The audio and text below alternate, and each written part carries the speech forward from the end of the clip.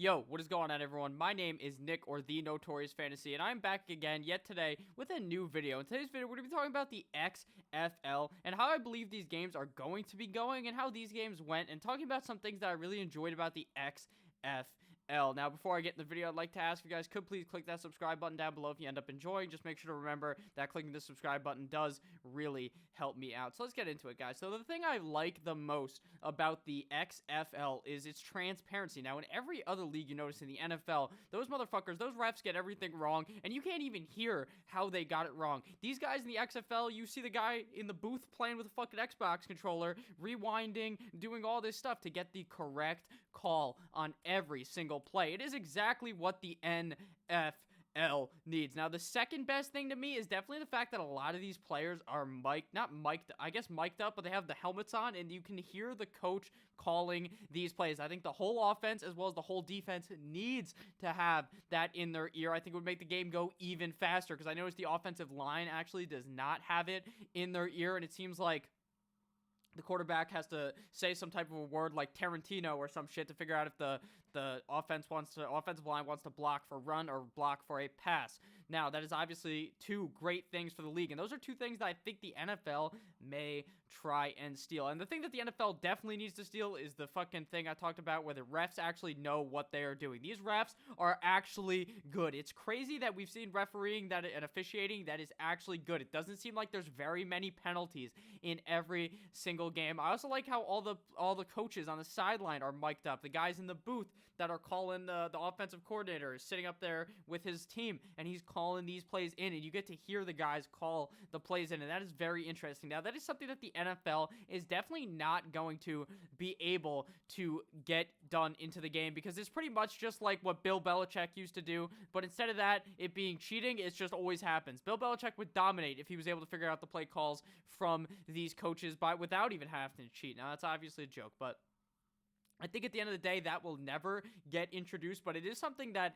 I do really much enjoy about this league. And I overall thought that the XFL was much better than most people assumed it would be. Now, I know a lot of people were talking about, oh, the XFL is going to be shit. The quarterbacks are going to be shit. This, that, the other thing. But none of the games were really all that bad, and none of the teams were all that bad, except for one team, the Vipers, that we're going to speak about later in this video. Now, I do have a team. We got the New York Guardians. I am from New Jersey, so I root for the Guardians, but I'm not going to be like, fuck it, I don't have some type of a bias for the Guardians. The Vipers were just fucking terrible. I think that this league is going to be very good, and is a league that could definitely stay for a couple of years, or even for a long time. Now, the biggest thing is going to be what happens week 2. Week 1, you see the excitement. You see a shit ton of fans at all these games. What will happen week 2? Week 2 might be the same thing, but what happens week 6, week 7, towards the end of the season? Are we seeing the games, the fans be out there? Are we seeing the same numbers? Are we seeing the same Twitter viral videos that we're seeing now?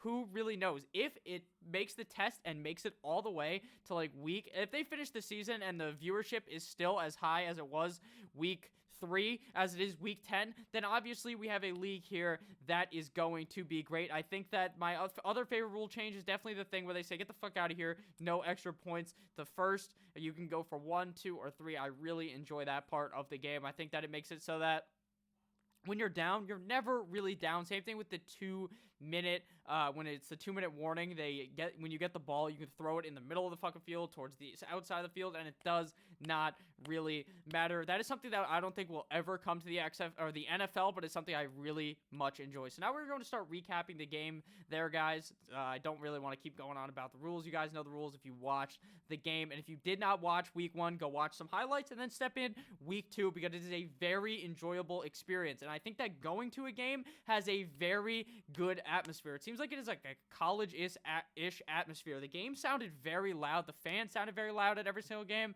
So let's get right into this. The first game on Saturday, the XFL debut, the DC Defenders going up against the Seattle Dragons. Now, the Defenders ended up winning 31-19. Now, I don't think that this score really told the tale of the game. It seemed like it was Defenders early and often. It seemed like the Seattle Dragons did not stand a goddamn chance in this game. Their quarterback, I think his name is Brandon Silvers. B. Silvers, 21 completions on 40 attempts for a 53% completion ratio, 217 yards, 3 touchdowns, and 2 INTs. It seems like the real best player on the field in this game was undoubtedly C. Jones for the DC Defenders. 16 completions for 26 on 26 attempts, 62% completion ratio, 235 yards with 2 tutties, and a 116 passer rating. So an amazing game from Jones. He also went 9 for 28 on the ground. Now, the thing you're going to notice about all these games is no team really tried to establish the run. Sure, they ran the ball maybe 20 to 25 times total as a team, but it really seems like the passing offense is going to be very high here. Like I said, the other team, the Seattle Dragons, their quarterback threw the ball 40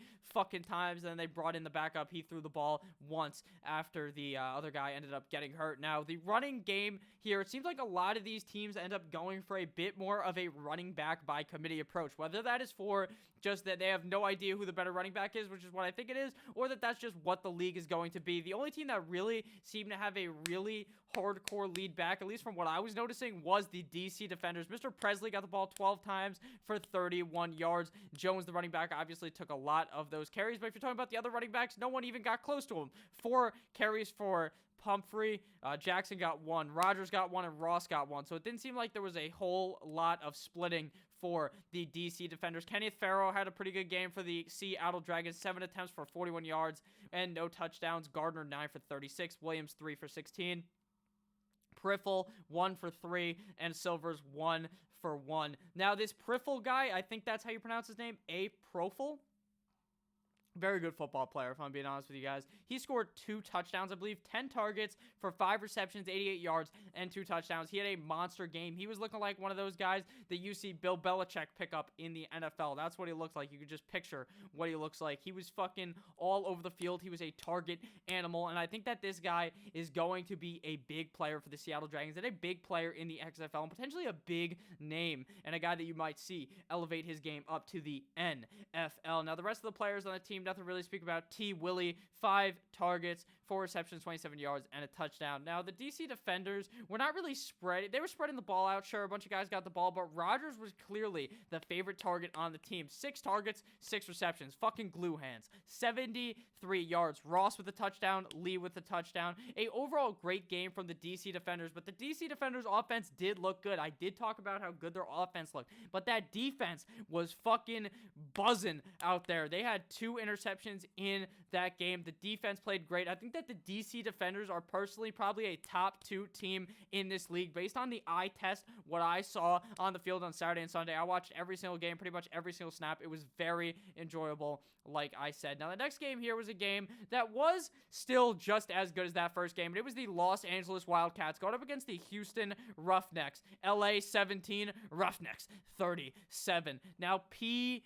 Walker was absolutely buzzing as well. 23 completions, 39 attempts, 59% completion percentage, 272 yards, 4 tutties, and 1 INT. The Roughnecks also look like a very good team. Right now, I would say at number 1 is probably the team we just spoke about, the DC Defenders, and then number 2 is definitely the Roughnecks. The Roughnecks came out there buzzing out of control. Now, they kind of went with more of a actual non-running back by committee like we saw some of the other teams do. Butler, 9 attempts for 30 yards and 1 touchdown. He got the most attempts by far. The quarterback ran the ball 4 times, then 2 times by Williams and 1 time by Henderson. This E. Hood guy also seemed to look pretty good. They gave him the ball a lot. 12 attempts for 43 yards for the Wildcats and no touchdown. And my boy Jackin Kanoff, his name is really like CJ Kanoff or Chris Kanoff, but Jack Kanoff sounds a lot better because it sounds like jacking off. You know, that's pretty funny. I just slapped the mic. You know what I'm saying?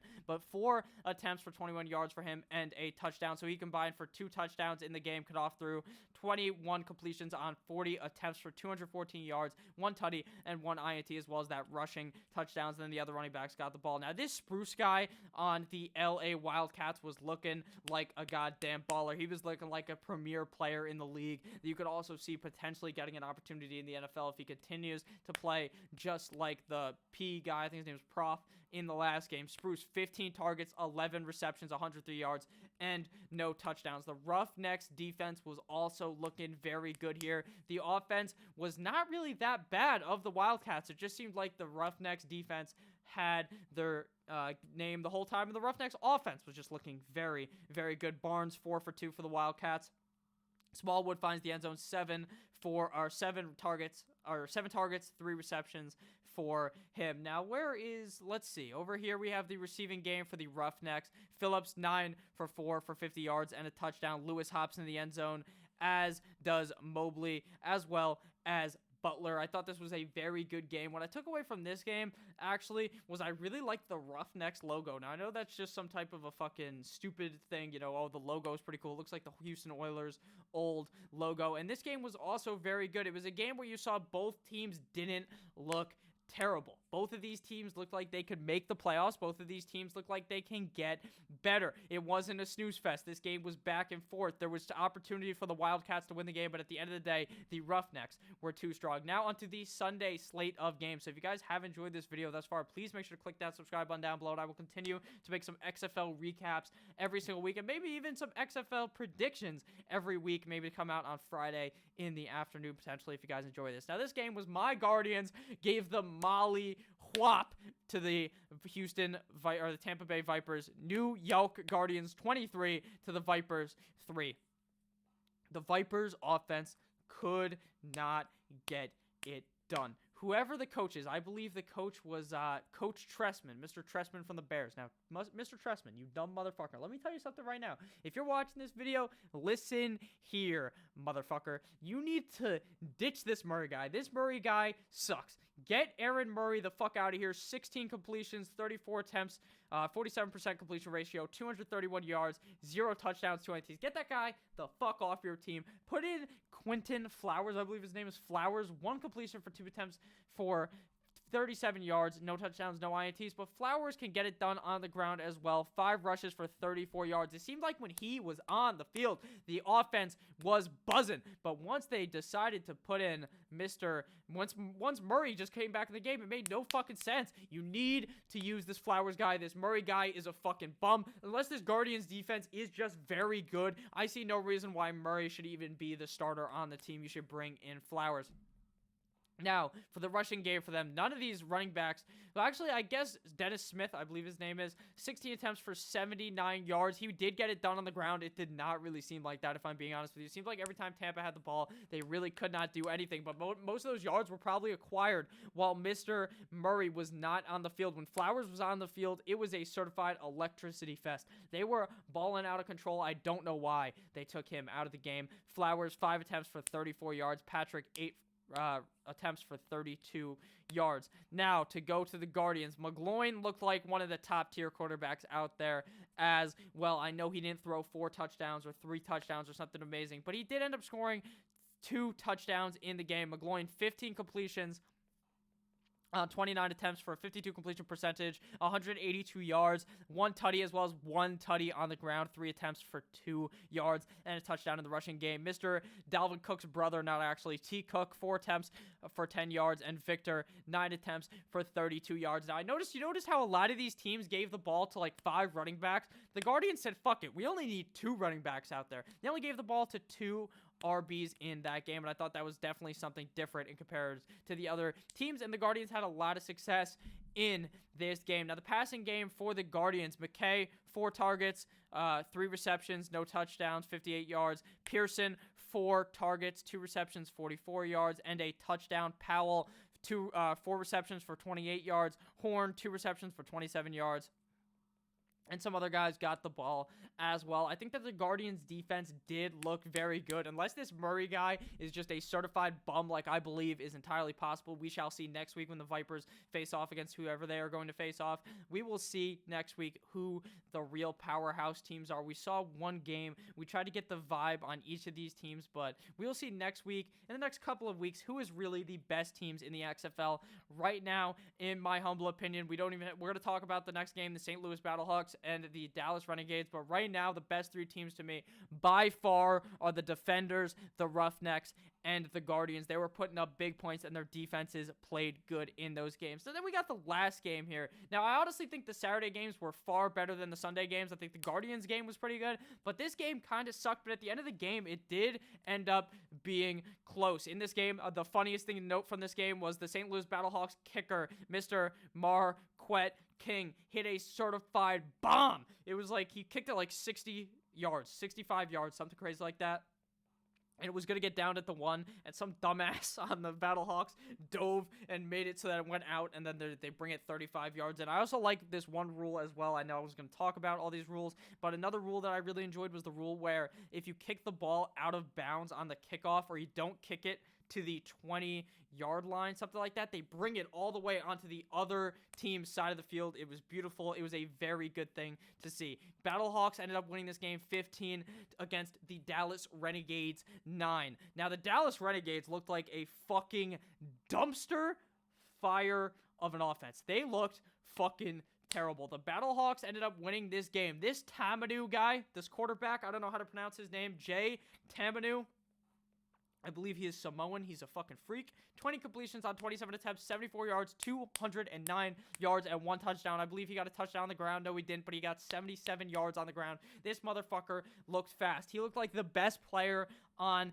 the field, at least to me. Besides the running back for them, he got 21 attempts for 85 yards. The other running backs 4, 1, and 7 attempts on the ground. Now for the Renegades, they had a bunch of running backs. See, I noticed, guys, these teams, 1, 2, 3, 4 running backs got the ball on the Battlehawks, and 1, 2, 3 for the Dallas Renegades. So the Guardians are by far using the least amount of running backs, and I think that is obviously going to benefit them because this league is a very, very, very pass-heavy league. If you cannot pass the ball with the rest of them, you are going to get fucking smacked. Mr. P. Nelson, 33 completions for 42 on 42 attempts for 209 yards and 1 INT. The backup, actually not the backup, I think that was a wide receiver who threw the ball. Cameron Artis Payne. Oh, fuck, that was Cameron Artis Payne. I know who that guy is. Shout out to Cameron Artis Payne, former Carolina Panther, for 1 attempt for 10 yards and no touchdowns, but a pretty good showing from him, obviously not being a fucking quarterback. He is a running back. Nagel, 6 for 6 for 43 yards. Param, 6 targets, 4 receptions, 40 yards. Nothing really to talk about there from the Renegades. The Renegades were certified dumpster fire. This Battlehawks team did not look all that strong as well. 4 for 4, like at Wendy's, for Mr. Pearson L for 64 yards. Russell, 5 targets for 3 receptions and 49 yards, as well as a bunch of other guys who got the ball. Like I said, guys, this was by far the least entertaining game. By far. It was like one of those games where it's actually, if it was an NFL game, I would say it would have been pretty interesting. But for what we got in the XFL so far, we were seeing games that were absolutely fucking amazing games where it was back and forth. It seemed like it was going to be high scoring. This game was just a lull of a game, but I would not take it away from the league. Obviously, this first week was amazing. It way over exceeded my expectations for the XFL. So let me know what you guys thought about the XFL down below in the comments. I made a Patreon. If you want to fucking click that, you want to pay me some money, you want to join in, have some fun, make sure to join that as well. The link will be down in the description. I love each and every single one of you motherfuckers. Make sure to tell your mama, your dad, anyone who you love, that you are appreciative of them and that you love them. Make sure to tell your family that you love them. Make sure to tell everyone in your life that matters to you that you love them, because any day could be your last, motherfuckers. Make sure to have a great day, like I always say. Make sure to click that subscribe button if you're new. Make sure to click every button if you're new. I'm going to be coming in tomorrow with more video. There's going to be a video every single week this week. I know I'm just kind of going off on a rambling here. There's going to be a video Monday, Tuesday, Wednesday, Thursday, and Friday. I'm going to pull up the schedule real quick on my phone, obviously. You probably left already. If there's anyone still here, leave a comment that says still here, hashtag still here in the comments. So the this week's upload schedule today is the XFL recap. You just fucking watched it. Tuesday is a mock draft 12 team. Wednesday is a top 10 running backs for the 2020 fantasy season. Thursday is a dynasty video with my friend Lucas. And on Friday, it is a mock draft 14 team and a potential second video on the day. If you guys enjoy this, we might look forward to the XFL games for next week. I love each and every single one of you guys. Like I said, always have a blessed day. Goodbye, my friends.